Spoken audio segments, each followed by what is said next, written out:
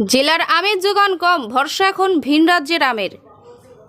আমের জেলা হিসাবেই বলা হয় মুর্শিদাবাদ ও মালদা জেলাকে, কিন্তু মুর্শিদাবাদ জেলার বিভিন্ন আমের বাগানে আমের ফলন কম গাছে।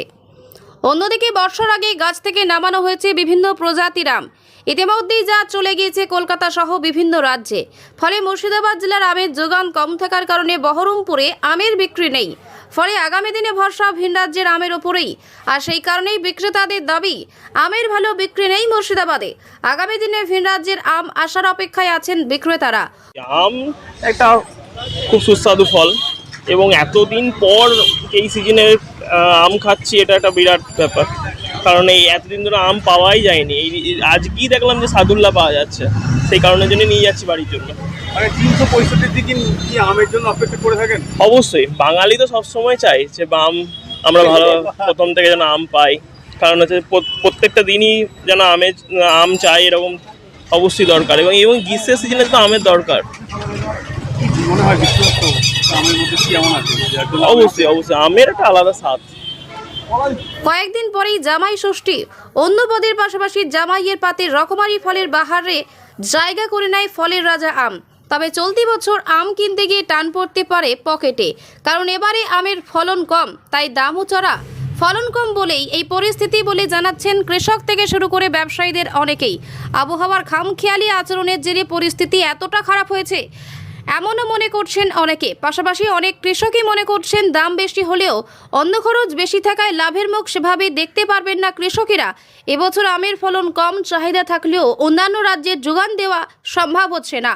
আমের মুকুল আসার সময় বৃষ্টি দেখা মেলেনি, তীব্র গরমে অসময়ে ঝড়ে পড়েছে আমের মুকুল। দেখবো, খেয়ে নি আগে, দেখবো তারপরে। হ্যাঁ তা থাকবো না, এই একটা বছর ভালোই লাগে। এবার এই সিজনের প্রথম আম তো। হ্যাঁ, কি আম নিলেন? এই সাদুল্লা। আপনার প্রিয় আম কি? এই সাদুল্লাই তো প্রিয় আম, সবারই তো তাই।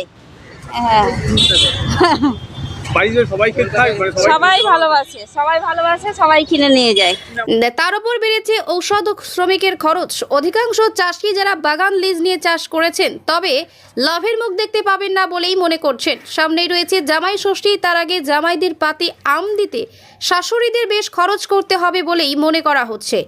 বাজারে দাম বেশি থাকায় স্থানীয় ক্রেতাদের বাজারে দেখা যাচ্ছে না।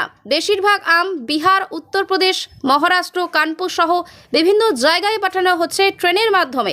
উৎপাদন কম হওয়ায় পরিবহনের খরচাও বেড়েছে। আমের বাজার অবশ্যই ঊর্ধ্বমুখী, তবে ফলন কম হওয়ার জন্য চাষি ও ব্যবসায়ীরা কেউই খুব একটা লাভের মুখ দেখবেন না। অন্যদিকে বহরমপুরে আমের যোগান কম, তাই আগামী দিনে ভিন রাজ্যের আমের ওপর ভরসা এখন বিক্রেতাদের। টুকটাক হচ্ছে, এখন বেচাকেনা তো নাই। কি আম এসছে মার্কেটে এখন মার্কেটে সাদুল্লা, রানী, বোম্বাই এসব হবে। আর 70 টাকা, 80 টাকা, 60 টাকা, 50 টাকা, বিভিন্ন দামে আছে। বিভিন্ন দাম। কেমন হচ্ছে এখন? বেচাকেনা নাই, আগের মতো বেচাকেনা নেই। আমার একটু আমদানি বাড়বে, আমদানি বাড়বে কি ঠিক নাই, আর কিন্তু কাছে আমি নেই।